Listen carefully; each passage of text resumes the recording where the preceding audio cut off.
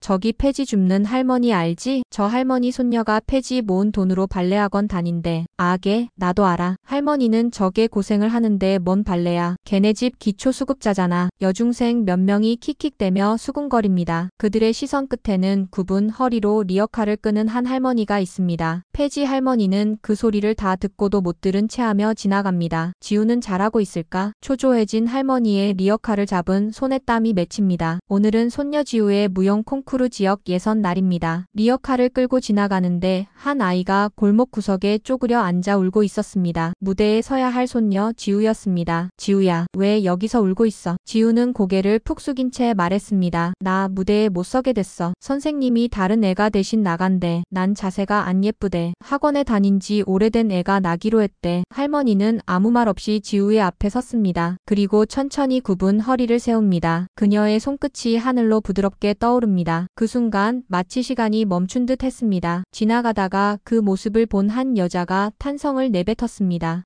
저건. 발끝을 모으고 중심을 잡고 팔을 둥글게 펼치는 동작. 누가 봐도 그것은 발레였습니다. 게다가 그 동작은 오래전 국립발레단에서 주로 가르치던 자세인데 지우는 발레하는 할머니를 바라봤습니다. 처음 보는 눈빛, 처음 보는 움직임, 작아 보였던 그 등이 지금은 마치 무대의 중심처럼 단단해 보입니다. 그리고 그 순간 지우는 처음으로 깨달았습니다. 자신이 몰랐던 할머니의 또 다른 얼굴이 있었다는 것을. 그날 이후 모든 게 바뀌기 시작했습니다. 굽은 허리, 그 속에 감춰진 이야기. 이 할머니가 숨기고 있는 과거는 무엇일까요? 며칠 뒤 지우는 무용학원에 다시 나타났습니다. 지우가 찍어온 연습 영상을 본 선생님이 다시 기회를 주기로 한 것이었죠. 하지만 분위기는 싸늘했습니다. 지우야, 너 진짜 나가게 된 거야? 실력이 왜 갑자기 늘었냐? 누구한테 배운 거야? 아이들의 말엔 의심이 가득했고 몇몇 학부모는 선생님에게 조용히 항의했습니다. 그 애 폐지 줍는 할머니랑 산다면서요? 학원 다닌 지도 얼마 안 됐고 누가 가르쳤는지도 모르고 이건 좀. 그날 밤 지우는 침대에 누워 조용히 물었습니다. 할머니, 나 정말 잘할 수 있을까? 나 때문에 사람들이 할머니를 이상하게 봐. 할머니는 말없이 지우의 이마를 쓰다듬으며 말했습니다. 춤은 남에게 보여주려고 추는 게 아니야. 내가 좋아서 추는 거지. 그걸 아는 사람이 무대에 설 자격이 있어. 다음 날부터 골목길 곳곳이 지우의 연습장이 되었습니다. 폐지를 주우러 다니면서도 할머니는 지우의 중심을 잡아주고 발끝 하나, 숨결 하나까지 놓치지 않았습니다. 그러던 어느 날 우연히 무용학원 선생님이 그 모습을 보게 되었고 선생님은 그 자리에 굳어버렸습니다. 골목 어귀에서 바라본 할머니의 움직임. 그녀는 숨죽인 채 중얼거렸습니다. 저건 박연자 선생님? 다음 날 아침 지우네 집 앞에 누군가 찾아왔습니다. 띵동 초인종 소리에 할머니가 문을 열었냐. 문 앞엔 무용학원 선생님이 서 있었습니다. 실례합니다. 어제 골목에서 뵌 분 맞으시죠? 할머니는 고개를 끄덕일 뿐 아무 말이 없습니다. 저 여쭤봐도 될까요? 혹시 박연자 선생님이신가요? 전 아주 오래전에 선생님의 마지막 공연을 본 적이 있어요. 그 장면을 지금도 잊지 못합니다. 할머니는 고요하게 미소 지었습니다. 그 이름 오랜만에 듣네요. 그 아이 앞에선 그냥 할머니이고 싶었어요. 선생님의 눈이 붉어졌습니다. 선생님, 무례했다면 죄송해요. 하지만 지우를 지도해 주실 수 없을까요? 솔직히 전 그 아이보다 박연자 선생님의 실력을 다시 보고 싶습니다. 그 말을 들은 지우가 방 안에서 조심스레 고개를 내밀었습니다. 정말 할머니가 그런 사람이었어? 왜 한 번도 말 안 했어? 할머니는 조용히 지우의 손을 잡았습니다. 말하지 않은 게 아니라 말할 수가 없었어. 그런 말을 할 자격이 없었어. 그리고 그날 저녁 작은 거울 앞에서 할머니는 오래된 토슈즈를 꺼내 들었습니다. 다시 신어볼까? 난 몰라도 지우는 제대로 살아야 하잖아. 거울 속엔 여전히 굽은 허리의 할머니. 하지만 그녀의 눈동자엔 다시 열정이 피어오르기 시작했습니다. 깊은 밤, 거울 앞에 선 할머니는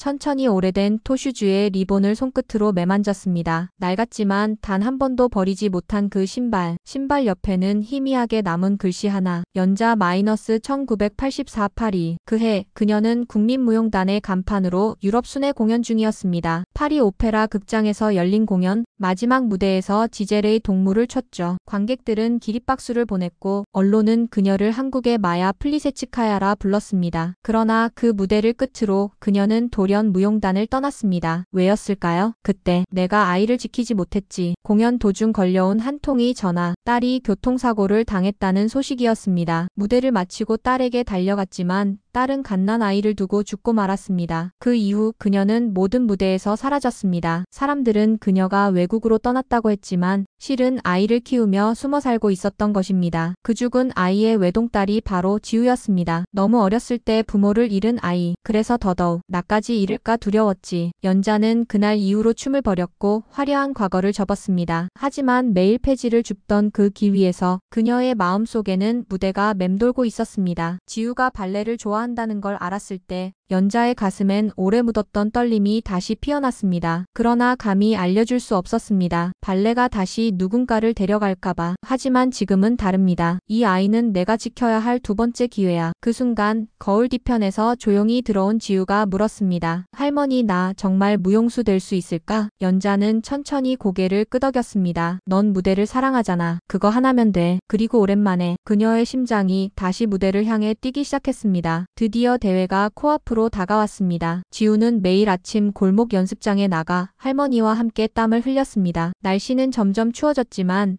두 사람의 몸과 마음은 오히려 더 단단해지고 있었습니다. 하지만 사람들의 시선은 여전히 차가웠습니다. 제 지도하는 분이 폐지 줍는 할머니래. 국립무용단 출신이라는 거 그냥 지어낸 얘기 아니야? 몇몇 학부모들은 선생님을 직접 찾아가 이렇게 말했습니다. 실력도 애매한 학생을 대회에 내보내면 학원 이미지에 타격이 갑니다. 지우는 그 말을 모두 들었습니다. 모른 척 하려 했지만 마음 한구석이 계속 아팠습니다. 연습을 마치고 돌아오는 길 연습화를 꽉 쥐며 조용히 말했습니다. 할머니, 나 정말 괜찮은 걸까? 다들 나를 이상하게 봐요. 혼자 잘 되려고 욕심 부리는 것처럼 보일까봐 무서워. 할머니는 눈을 감았다가 조용히 고개를 저었습니다. 그건 욕심이 아니야. 너는 지금까지 너 자신을 위해 제대로 욕심 내본 적이 없잖니. 무대는 남에게 보이기 위해 서는 게 아니야. 너 자신에게 보여주기 위해 서는 거란다. 하지만 그날 밤 일이 벌어졌습니다. 학원 단체 채팅방에 사진 한 장이 올라왔습니다. 폐지를 줍는 할머니의 모습이 담긴 사진 아래엔 조롱 섞인 말이 붙어 있었습니다. 이분이 국립무용단 출신이래요. 키읔키읔. 요즘 무용도 컨셉이네. 채팅방은 순식간에 시끄러워졌습니다. 몇몇은 웃고 몇몇은 조용히 채팅방을 나갔습니다. 지우는 그 사진을 보고 얼굴이 하얘졌습니다. 할머니, 나 때문에 죄송해요. 그날 밤 지우는 방문을 잠그고 연습도 하지 않았습니다. 조용히 이불 속에서 울기만 했습니다. 할머니는 문 앞에 가만히 앉아 있다가 천천히 방문을 열고 들어왔습니다. 지우야, 세상은 쉽게 판단할 수 있어. 하지만 그 판단이 너를 무너뜨리게 해선 안 돼. 지우는 고개를 숙인 채 조심스럽게 말했습니다. 무서워. 무대에 올라갔다가 실수하면 더 욕먹을까 봐요. 할머니는 지우를 다정히 안아주시며 말했습니다. 지금 이 순간에도 너는 이미 충분히 용기 있는 아이야. 그 무대는 남을 위한 게 아니라 너를 위한 무대야. 꼭 기억하렴. 그런데 예상치 못한 일이 일어났습니다. 지우와 할머니가 함께 연습하는 모습을 담은 영상이 우연히 외부 심사위원의 손에 들어간 것입니다. 그 심사위원은 학원에 직접 전화를 걸어 이렇게 말했습니다. 이 학생 특별합니다. 단순히 기술이 뛰어난 게 아니라 감정이 몸에 스며 있어요. 이건 연습만으로는 나올 수 없는 동작이에요. 그 한마디에 분위기가 달라졌습니다. 학원 측은 더 이상 지우를 무시할 수 없었고 결국 정식으로 본선 출전을 승인했습니다. 그리고 드디어 대회 당일 지우는 무대 뒤 복도에 서 있었습니다. 손끝은 살짝 떨렸지만 발끝은 흔들림이 없었습니다. 그때 지나가던 누군가가 수군거렸습니다. 제가 걔야. 폐지 줍는 할머니 손녀. 그러자 또 다른 학생이 말했습니다. 근데 그 할머니 진짜 멋지게 추시던데. 무대 뒤는 숨소리조차 조심스러운 긴장감으로 가득 차 있었습니다. 지우는 무대 한편에 서서 조용히 눈을 감고 있었습니다. 머릿속은 복잡했습니다. 실수하면 어쩌지? 또 사진이 돌면 어떡하지? 사람들이 나를 보고 뭐라고 생각할까? 그때 익숙한 손길이 지우의 어깨에 가만히 닿았습니다. 지우야. 할머니였습니다. 매일 폐지를 줍던 손, 지우의 등을 다독이던 손. 지금은 떨리지만 여전히 따뜻한 손이었습니다. 사람들이 뭐라 해도 괜찮아. 넌 내 춤을 추면 돼. 무대 위에서는 자유로워질 거야. 지우는 조용히 고개를 끄덕였습니다. 그리고 천천히 무대로 걸어 나갔습니다. 빛이 그녀를 향해 들어왔고 마침내 지우는 무대를 향해 걸음을 옮기기 시작했습니다. 조명이 강하게 비추자 객석은 보이지 않았습니다. 그러나 느낄 수 있었습니다. 누군가가 자신을 바라보고 있다는 것을. 음악이 시작되자 손끝이 움직이고 몸이 따라 움직였습니다. 처음엔 떨렸지만 점점 지우의 몸은 익숙하게 흐르듯 움직이기 시작했습니다. 관객들은 숨을 죽인 채 지우를 지켜보았습니다. 작은 숨소리 하나조차 들리지 않았습니다. 무대 뒤에서 할머니는 조용히 눈을 감고 있었습니다. 그녀의 표정에는 슬픔도 후회도 아닌 깊은 평온이 담겨 있었습니다. 지우는 마지막 동작을 마치고 천천히 숨을 내쉬었습니다. 그리고 그 순간 객석에서 박수가 터져 나왔습니다. 처음에는 조심스러웠지만 곧 점점 더 커졌습니다. 심사위원들도 미소를 지으며 메모를 멈추었습니다. 무대에서 내려온 지우는 복도 끝에 서 계신 할머니를 보자 달려가 안겼습니다. 할머니 너무 무서웠어. 근데 무대에 서니까 그냥 춤을 추고 싶었어. 연자는 조용히 그녀를 안으며 말했습니다. 잘했어 우리 지우. 내 춤 너무 멋졌어. 잠시 후 학부모들이 다가와 조심스럽게 고개를 숙였습니다. 지우도 그리고 선생님도 진심으로 사과드립니다. 우리가 너무 좁은 시선으로 아이를 봤던 것 같아요. 할머니는 조용히 웃으며 말했습니다. 우리 애가 보여준 건 춤이 아니라 희망이었어요. 그걸 이해해 주셨다면 전 더 바랄 게 없습니다. 그날 밤 지우와 할머니는 함께 빈 무대 위를 천천히 걸었습니다. 조명은 꺼져 있었지만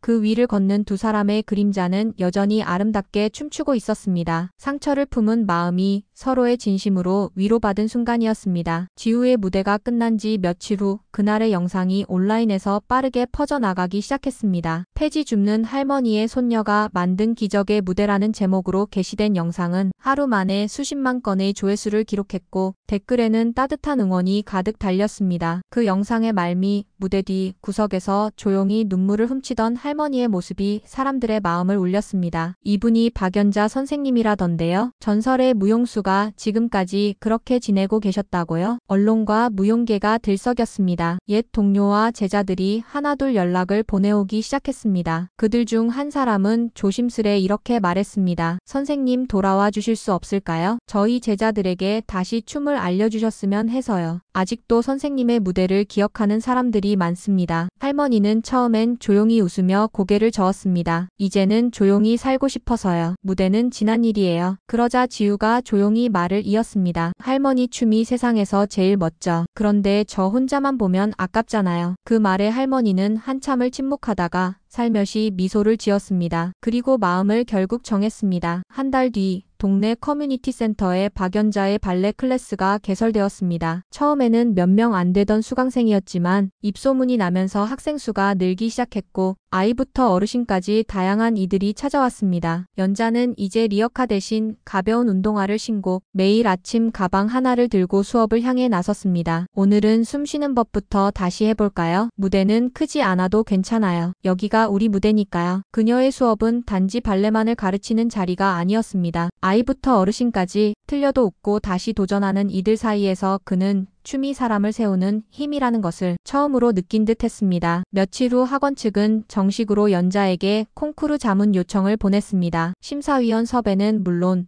전국 청소년을 위한 무료 마스터 클래스를 함께 열자는 제안이었습니다. 할머니는 잠시 생각한 뒤 이렇게 말했습니다. 이제는 누가 더 유명하냐보다 누가 더 진심이냐가 중요한 세상이 되었으면 좋겠어요. 그 제안은 언론을 통해 알려졌고 진심의 춤 박연자라는 타이틀과 함께 그녀의 이름은 다시 사람들 사이에서 회자되기 시작했습니다. 지우는 예술고등학교에 진학해 본격적인 무용 공부를 시작했습니다. 무대에 설 때마다 늘 가장 먼저 찾는 사람은 할머니였습니다. 무대 뒤에서 꼭 안아주는 그 순간이 지우에게는 가장 든든한 순간이었습니다. 동네 축제 날 할머니의 클래스 수강생들과 지우가 함께 축제 무대에 올랐습니다. 그 무대가 끝나자 동네 주민들은 환호했습니다. 연자는 마이크 앞에 섰습니다. 저는 한때 무대를 떠났던 사람이었습니다. 아팠고 부끄러웠고 후회도 많았지요. 하지만 다시 일어설 수 있었던 건 저를 믿어준 단 한 사람이 있었기 때문이었습니다. 그게 바로 우리 모두에게 필요한 존재 아닐까요? 누군가의 한 사람. 그리고 환하게 웃으며 덧붙였습니다. 춤을 출 수 있어서 행복했고 여러분과 이 마음을 나눌 수 있어서 참 감사합니다. 그 말을 듣고 있던 한 중년의 어머니가 객석에서 조용히 속삭였습니다. 나도 지금부터 다시 시작해볼까? 그렇게 박연자의 이야기는 끝을 맺었습니다. 하지만 그 이야기를 들은 누군가는 오늘 마음의 리어카를 멈추고 조심스럽게 발끝을 들어 올릴지도 모릅니다. 무대는 사라졌을지 몰라도 그녀의 진심은 지금 이 순간에도 누군가의 마음속에서 여전히 아름답게 회전하고 있습니다. 할머니의 이야기 어떻게 들으셨나요? 마음에 닿으셨다면 구독으로 응원해주세요. 여러분의 마음에도 열정이 되살아나기를 바래요. 까치튜브였습니다. 사랑합니다, 여러분.